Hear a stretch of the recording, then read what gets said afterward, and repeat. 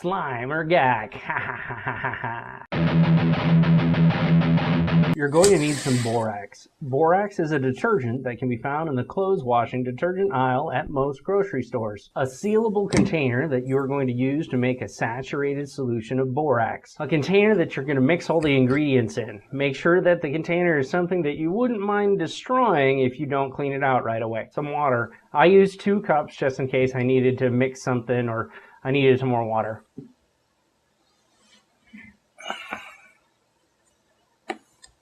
A container of white glue. Make sure the glue is the non-washable kind because the washable kind is not going to work. And some food coloring. Did you know they make neon food coloring now? Pretty cool.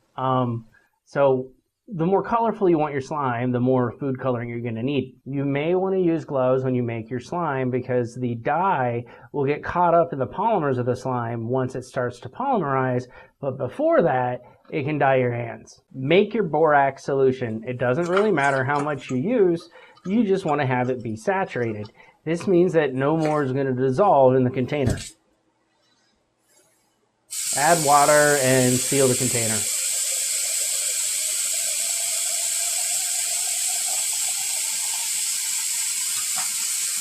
And shake the container. This will saturate the water with the borax, which is what you want.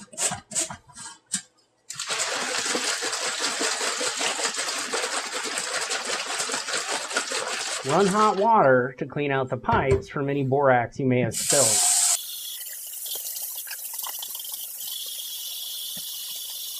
Notice that there's solids at the bottom of the borax solution. This is what we want. We want it to be saturated to the point that no more is going to dissolve. Squeeze out as much of the glue as you can. The volume of the slime will be about twice the amount of glue that you use.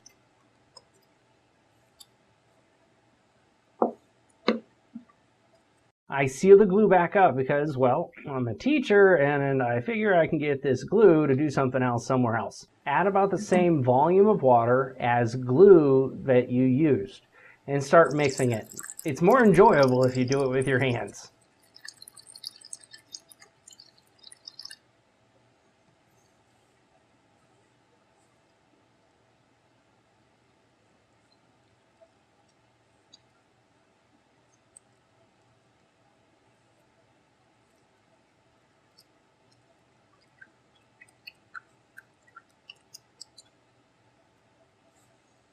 Grab a towel that you don't mind getting destroyed. Paper towels will work too.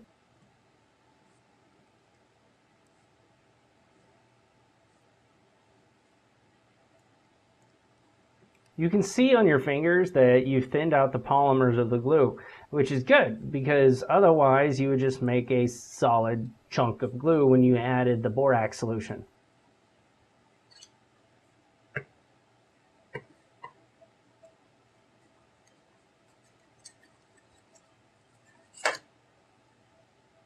Use as much coloring as you want. I have found that about 30 drops per small bottle of glue gives a very good solid color.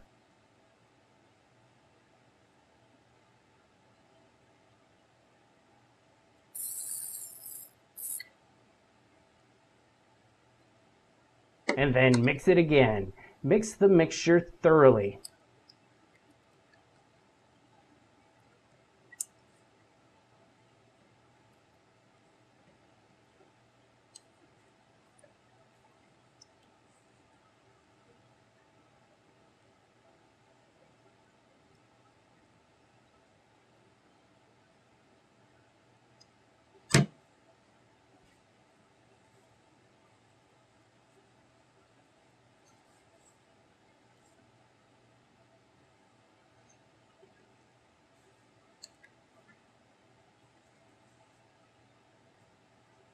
Look at the borax solution. You can see that the water is saturated with the detergent.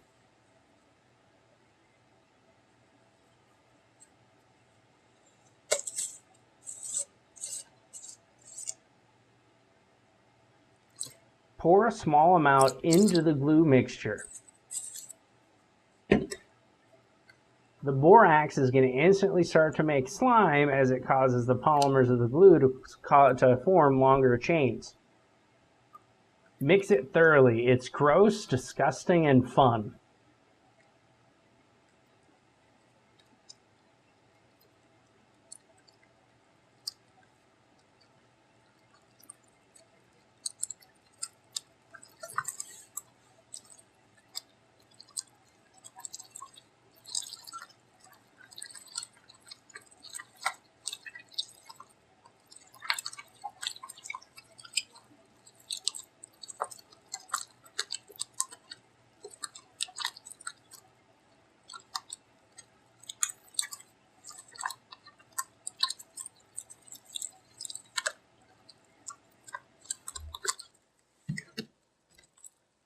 When the slime starts to clump together well enough that you can break little pieces off of it, you're reaching the point where you need to add some more water until you get the slime consistency you want.